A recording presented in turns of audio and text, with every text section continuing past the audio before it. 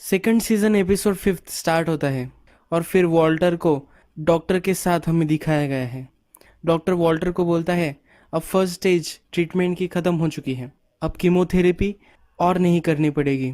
अब 2 महीने का टाइम मैं तुम्हें दे रहा हूँ और उसके बाद हम फिर से रीअसेस करेंगे। तुम्हारे बाल भी फिर से उगना स्टार्ट हो जाएंगे, ये भी डॉक्टर उसे बताते हैं। पर वॉल्टर को उसका ये लुक अच्छा लगने लग रहा होता है। डॉक्टर उसके स्काइलर के बारे में भी पूछते हैं जो वहाँ नहीं आई हुई होती है। जब वॉल्टर अकाउंटेंट के पास जाता है तब उसका जो बिल होता है वो प्रिंट ही होता रहता है और वो वॉल्टर अकाउंटेंट को डिस्काउंट के बारे में पूछता है। तो अकाउंटेंट उसे बताती है कि ये डिस्काउंट देके इतना तुम्हें पे करना होगा। वॉल्टर जब घर आता है तो स्काइलर फ़ोन पे बात कर रही होती है उनके इंश्योरेंस से।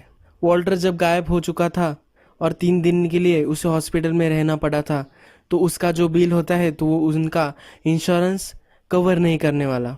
तो इसलिए स्काइलर वॉल्टर से पूछती है कि क्या ये भी इलियड और ग्रेचन कवर कर लेंगे। तो वॉल्टर उसे बोलता है कि मैं इसे हैंडल कर लूँगा। वॉल्टर फिर हमें घर में से पैसे निकलता हुआ दिखता है और उसके पास मेडिकल बिल्स भी होते हैं। तो अब उसके पास बहुत ही कम पैसे बचे हुए रहते हैं। वॉल्टर के थोड़े साइड इफ़ेक्ट भी होते हैं ट्रीटमेंट से। तो वो उल्टी कर रहा होता है अपने टॉयलेट में, तो वो क्लॉग हो जाता है और सब कचरा ऊपर आने लगता है। तभी उसमें उसे एक सिगरेट का पैक भी दिखता है। उसने स्काइलर के हेयर पर सिगरेट स्मेल की होती है प्रीवियस सीन में।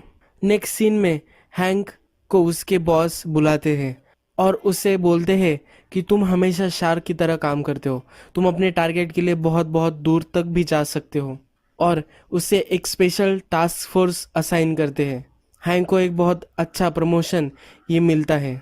हैंक का फ्रेंड उसे कॉन्ग्रेट्स करता है और उसे लंच के लिए नीचे मिलने के लिए कहता है और हैंक उनको पार्टी देने वाला होता है। जब हैंक थोड़ा सा काम करके लिफ्ट में जाता है तो उसे एक बहुत ज़बरदस्त पैनिक अटैक आता है। जब उसने टूगो को मारा था उसका साइड इफ़ेक्ट अभी भी उस पर है और वो ज़रा डर रहा है। नेक्स्ट सीन में जेसी बैजर के फ्रेंड के यहाँ आता है।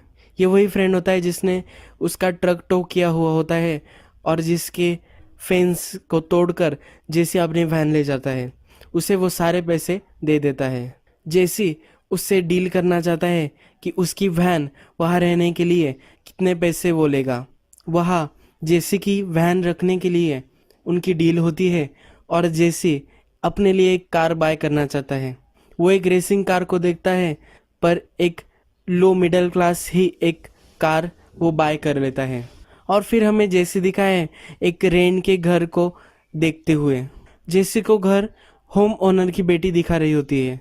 वो सब घर के स्पेसिफिकेशन वगैरह सब उसे बता देती है और उसे बोलती है कि यहाँ स्मोकिंग वगैरह कुछ अलाउड नहीं है। जैसी सब शर्तें मान लेता है पर फिर उसे वो driver licence, previous employ record, ये सब ऑफिशियल चीज़ें मांगती है। तो जैसे के पास वो सब नहीं होता तो वो रेंट ज़रा बढ़ा देती है। $100 एक्स्ट्रा उसे पे करना पड़ता है हर मंथ टू मंथ। वो उसे कहती है कि वो नेक्स्ट डोर ही रहती है। तो जैसे उसे लाइन मारने की कोशिश करता है पर वो उसे फिर से जवाब दे देती है कि मैं ऐसे कुछ लोगों को जानती हूँ कि वो तुम्हें मारकर कचरे के डब्बे में भी फिकवा सकती है। जैसे उस पर हंस देता है।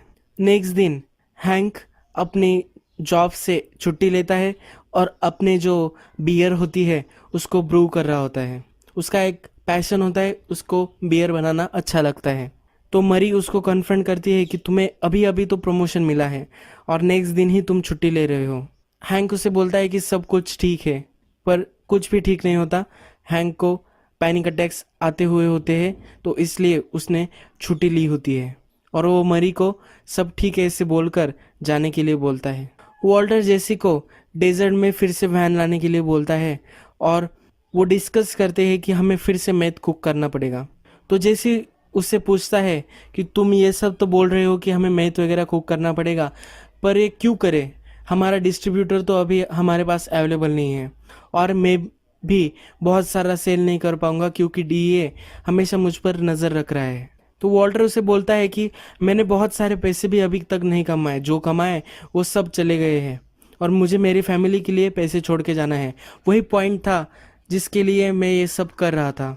जैसे वॉल्टर को बोलता है कि हम फिर से किसी ड्रग डीलर के अंडर काम नहीं कर सकते, हमें अपना हमारा खुद का नेटवर्क क्रिएट करना चाहिए।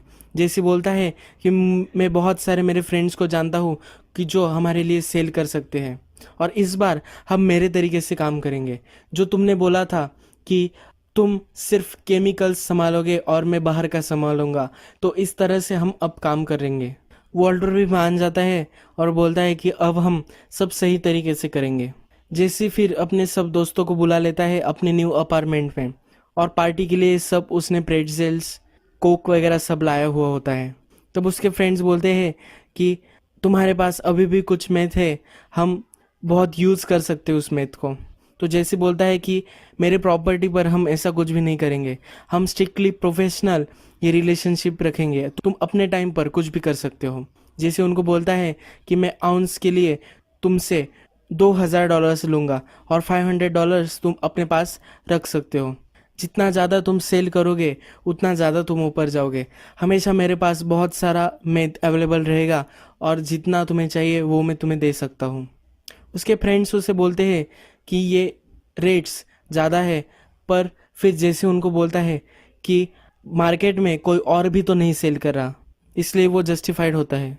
नेक्स्ट सीन में वॉल्टर फैमिली सब आ जाते हैं हैंक के यहाँ लंच करने के लिए। एक बारबेक्यू टाइप लंच होता है और हैंक का प्रमोशन भी होता है, इसलिए ये लंच होने वाला होता है। हैंक अब टेक्सास में जाके अपना जॉब करने वाला होता है। मरी को ये अच्छा नहीं लगता। वहाँ के ड्रग कार्टेल्स बहुत ही बड़े हैं और डेंजरस भी है, इसलिए मरी ये ज़्यादा सपोर्ट नहीं करती। मरी को वॉशिंगटन में रहना होता है। जब मरी और स्काइलर एक दूसरे से बात कर रहे होते हैं किचन में, तभी स्काइलर सब डिस्कशन छोड़ देती है और उससे पूछती है कि अभी के अभी तुम मुझे अपोलोजाइज करो, मुझसे माफ़ी मांगो, वरना ये जो रिलेशनशिप थी ये तबाह हो जाएंगी। मैं कभी भी तुमसे बात नहीं करूँगी। अगर तुम्हें मुझसे माफ़ी मांगने का भी रिस्पेक्ट तुम मेरा नहीं करती तो इसमें कुछ भी नहीं बचेगा।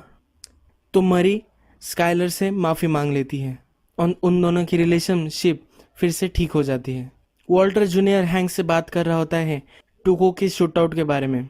तो हैंक उसे बोलता है कि वो बहुत फास्ट हुआ था, जैसे कोई कीड़ा तुम्हारे फ्रिज के नीचे होता है तो तुम उसे कुचल देते हो, इस तरह से ही मैंने उसे मार दिया था। वॉल्टर और हैंक के बीच क्रिमिनल्स को लेकर डिस्कशन होती है। वॉल्टर उससे पूछता है कि क्रिमिनल्स आते कहाँ से या कहाँ से ओरिजिन होते हैं। तो हैंक उसे बोलता है कि मुझे इस सब से कुछ फ़र्क नहीं पड़ता, मुझे तो सिर्फ ये मालूम है कि वहाँ बहुत सारे हैं और मुझे उनका सफाया करना है। नेक्स्ट सीरीज ऑफ सीन्स में हमें जेसी का नेटवर्क बहुत अच्छे से काम करता है ये दिखता है। उसके फ्रेंड्स अच्छे से डिस्ट्रीब्यूट करते हैं और अच्छा सा प्रॉफिट उन्हें होने लगता है। पर एक फ्रेंड जब डिलीवरी देने जाता है तब उसका आउंस कुछ ड्रगिस ले जाते हैं, और जब वो उनके पीछे भागता है तब वो उसको चाकू लगाकर उसका ड्रग्स ले लेते हैं। नेक्स्ट सीन में जेसी वॉल्टर को पैसे देने आया हुआ होता है। तब जेसी वॉल्टर को 15K देता है, पर वॉल्टर उससे बोलता है कि जिसे मुझे मालूम है 16 आउंसेस बिका था, तो ये $16,000 होने चाहिए। तो जेसी उसे इंसिडेंट के बारे में बताता है कि एक फ्रेंड को चाकू लगाकर उससे वो छीन लिया गया था। तो वॉल्टर ज़रा गुस्सा हो जाता है कि टुको के साथ ये कभी नहीं होता था, क्योंकि हमेशा वो इन चीज़ों के हैंडल कर लेते थे, उससे सब डरते थे। वॉल्टर उसे बोलता है कि अगर तुम्हें सक्सेसफुल ये नेटवर्क चालू रखना होगा तो तुम्हें हमेशा एक डर बना के रखना है। जेसी उसे बोलता है कि सब ठीक है और उससे चिंता करने की कोई ज़रूरत नहीं है। नेक्स्ट सीन में वॉल्टर और स्काइलर बैठे हुए होते हैं और स्काइलर कुछ खा रही होती है। तो वॉल्टर उसे बताता है कि तुम्हें ये नहीं खाना चाहिए, ये तुम्हारे बेबी के लिए अच्छा नहीं है। वॉल्टर उसे वॉल्टर जूनियर के बारे में पूछता है कि वो कहाँ है, पर उसे पता नहीं होता।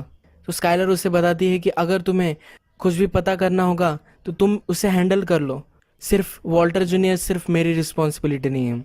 उस पर थोड़ा सा झगड़ा होने पर वॉल्टर जो सिगरेट पैकेट उसे मिला होता है टॉयलेट में वो लाकर स्काइलर को दे देता है और उसे कन्फ्रंट करता है। तो स्काइलर बोलती है कि मैंने सिर्फ 3 सिगरेट पी थी और मुझे इसके बाद ज़रा बुरा भी लगा था और इससे बेबी को कुछ प्रॉब्लम नहीं होगा। जब वॉल्टर उससे एक्सप्लेनेशन मांगता है तो बोलती है कि तुम्हें कुछ इसके बारे में समझ में नहीं आएगा।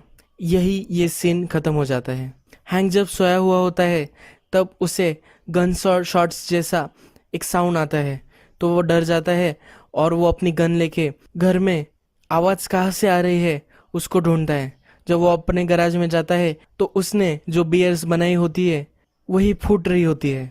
नेक्स्ट सीन में वॉल्टर जेसी के यहाँ जाता है और उसे एक गन देता है और उसे बोलता है कि ये जो इंसिडेंट हुआ है इसको तुम्हें हैंडल करना चाहिए, यानी कि उनको जाकर डराओ धमकाओ और हमारे पैसे सब वापस ले आओ। हैंक को टुको को मारने के बाद ये पैनिक अटैक्स, वो डरता है और उसे बहुत तकलीफ हो रही होती है। तो टुको को मारने के लिए उसके कलीग्स ने टुको का टीथ क्लिप उसे दिया होता है एक गिफ्ट की तरह। तो अब उसे वो गिफ्ट नहीं चाहिए होता, उसे टुको को भुला देना होता है, उस इंसिडेंट को भुला देना होता है। तो वो क्लिप लेता है और रिवर में डाल देता है। यही ये एपिसोड ख़त्म हो जाता है।